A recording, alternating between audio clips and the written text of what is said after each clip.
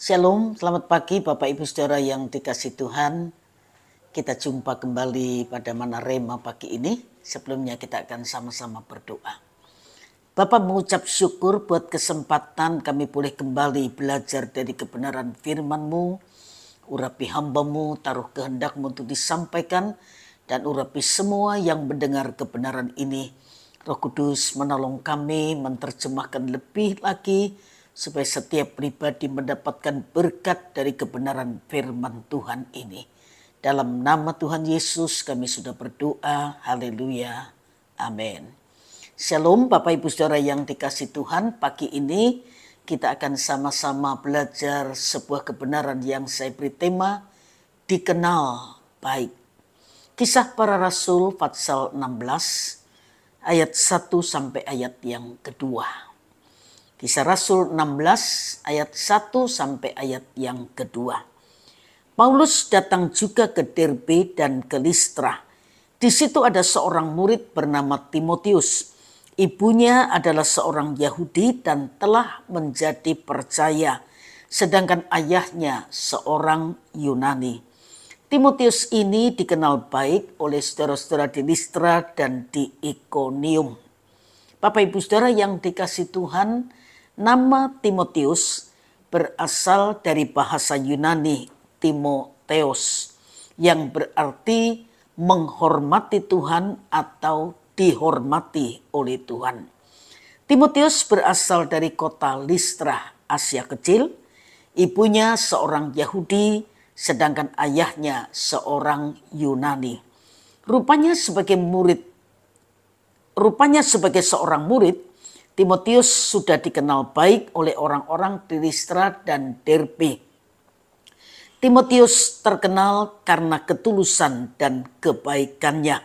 Sebab itu Paulus ingin mengajak Timotius terlibat dalam pelayanan berikutnya. Tetapi Paulus menghadapi kendala, yaitu Timotius belum bersunat. Bagi masyarakat Yahudi, sunat merupakan salah satu hukum yang wajib ditaati oleh setiap orang Yahudi.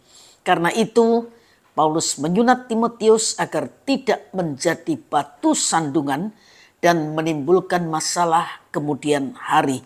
Menariknya, Timotius menaati semua arahan Paulus, dan ini adalah sikap bijaksana dari Timotius. Syarat menjadi orang baik adalah ketulusan. Sama seperti Timotius yang tidak berdalih ketika Paulus memintanya untuk disunat. Tanpa pertimbangan yang panjang dan tanpa perdebatan, Timotius melakukan semuanya dengan ketulusan.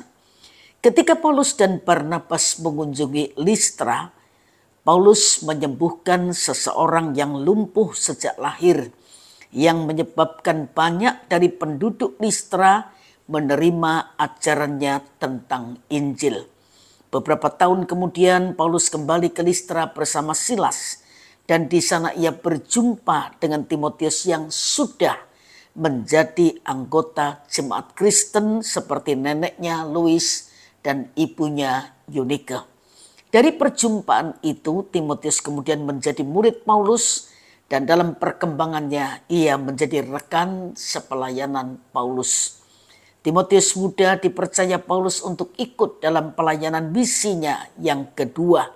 Melalui pelayanan inilah Timotius bertumbuh menjadi murid dan anak rohani Paulus. Dalam beberapa surat yang ditulisnya, Paulus sering mengatakan bahwa Timotius adalah seorang murid yang setia. Ia telah mengikuti Paulus dalam hampir semua perjalanannya yang kedua dan yang ketiga. Paulus juga telah beberapa kali mengutus Timotius sebagai utusan dengan tugas-tugas istimewa. Misalnya ke Tesalonika dan ke Korintus. Timotius juga menemani Paulus ke Yerusalem dan menyertai Paulus dalam perjalanan laut menuju Roma yang penuh bahaya.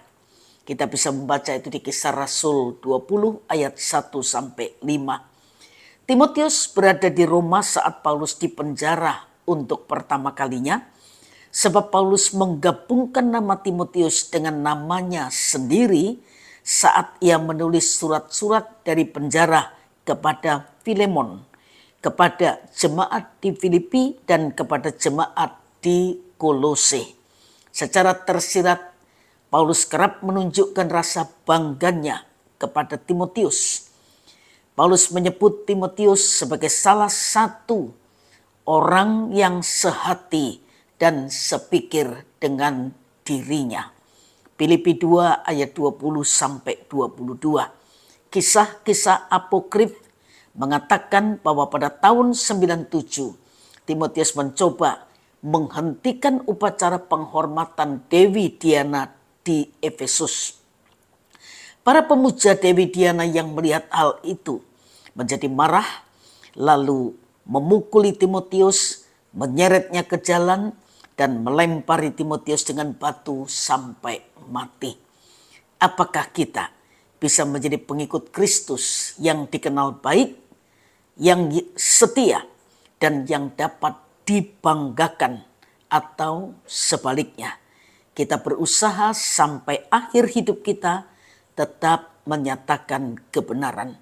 Roh Kudus menolong kita semua bisa setia sampai akhir seperti teladan daripada Timotius. Tuhan memberkati Bapak Ibu saudara sekalian, dan mari kita sama-sama berdoa. Bapa, mengucap syukur buat kebenaran firman-Mu yang terus mengingatkan kami sebagai pengikut Kristus, biar kami dikenal sebagai orang yang baik, dikenal sebagai orang yang setia, dan dapat dibanggakan.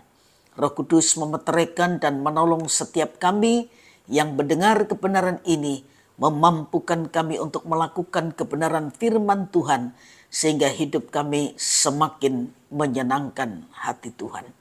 Aktivitas kami selanjutnya kami serahkan dalam tangan Tuhan. Berkati apa yang kami lakukan yang sesuai dengan kehendak-Mu, dan buat berhasil karena Tuhan memberkatinya. Terima kasih.